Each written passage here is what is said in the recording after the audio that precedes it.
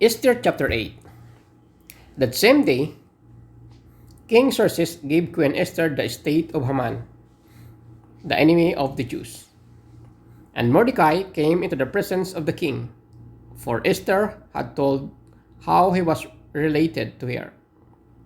The king took off his signet ring, which he had reclaimed from Haman, and presented it to Mordecai, and Esther appointed him over Haman's state.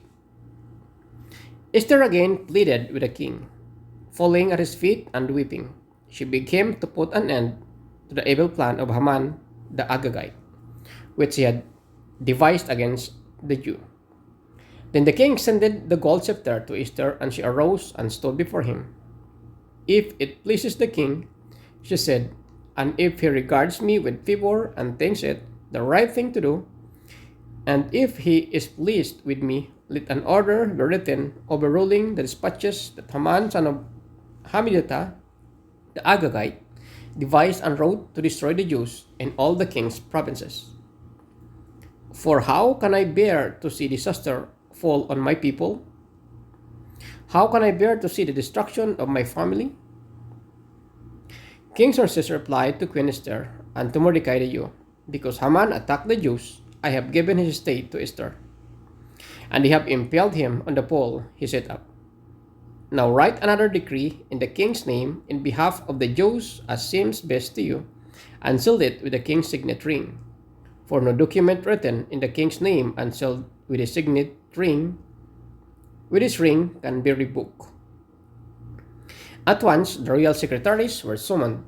On the 23rd of the third month, the month of Ziban, they wrote out all Mordecai's order to the Jews and to the satraps, governors, and nobles of the 127 provinces stretching from India to Kush.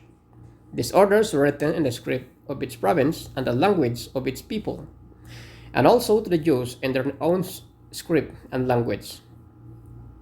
Mordecai wrote in the name of the king Xerxes, sealed the dispatches with the king's signet ring, and sent them by mounted couriers who rode fast horses especially bred for the king.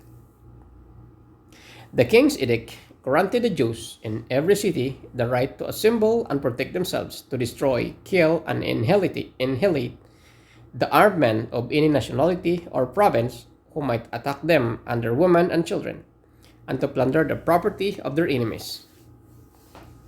And they appointed for the Jews to do this in all the provinces of King Xerxes was the 13th day of 12th month, a month of Adar. A copy of the text of the edict was to be issued as law in every province and made known to the people of every nationality, so that the Jews would be ready at that day to avenge themselves on their enemies. The couriers, riding the royal horses, went out, spurred on by the king's command, and the edict was issued in the citadel of Susa. When Mordecai left the king's presence, he was wearing royal garments of blue and white, a large crown of gold, and a purple robe of fine linen. And the city of Susa held a joyous celebration. For the Jews, it was a time of happiness and joy, gladness and honor. In every province and in every city to which the edict of the king came, there was joy and gladness among the Jews, with feasting and celebrating. And many people of other nationalities became Jews because fear of the Jews had seized them.